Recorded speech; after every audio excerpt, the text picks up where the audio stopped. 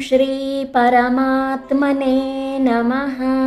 गुरुवायुपुराधीशं विष्णुं नारायणं हरिं वासुदेवं जगन्नाथं कृष्णं वन्दे जगद्गुरुं। हरिः ओम् श्रीगुरुभ्यो नमः। हरिः ओम्। శ్రీమన్నారాయణీయము దశమ స్కంధ పరిచ్ఛేదము 78వ దశకము. శ్రీకృష్ణునకు రుక్మిణీ సందేశము. త్రిదశవర్ధకివర్ధిత కౌశలం త్రిదశ దత్త సమస్త విభూతిమత్ జలధి మధ్యగతం త్వమభూషయో నవపురం వపురంచితరోచిషా దదుషిరేవత భూభృతిరేవతీం హలభృతే తనయాం విధిశాసనాత్ మహితముత్సవఘోషమపూపుషః సముదితైర్ముదితైః సహ యాదవైః.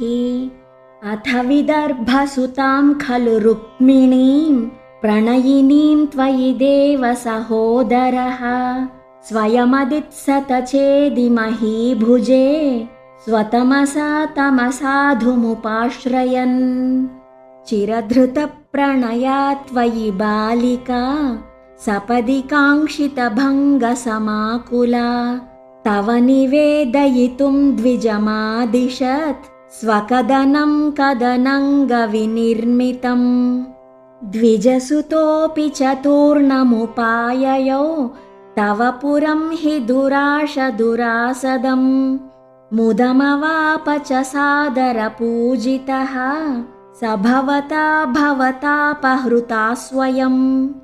స చ భవంతమవోచత కుండినే నృపసుతా ఖలు రాజతి రుక్మిణీ త్వయి సముత్సుకయా నిజ ధీరతా రహితయా హితయా ప్రహితోస్మ్యహం.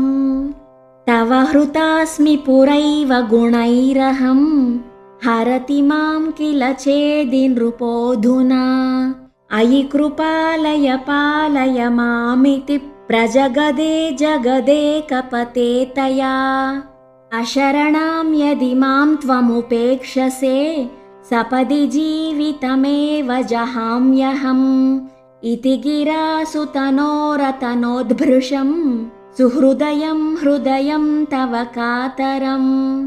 అకథయస్త్వమథైనమయే సఖే తదధికా మమ మన్మథ వేదనా. నృపసమక్షముపేత్య హరామ్యహం తదయితాం దయితామసి తే క్షణాం.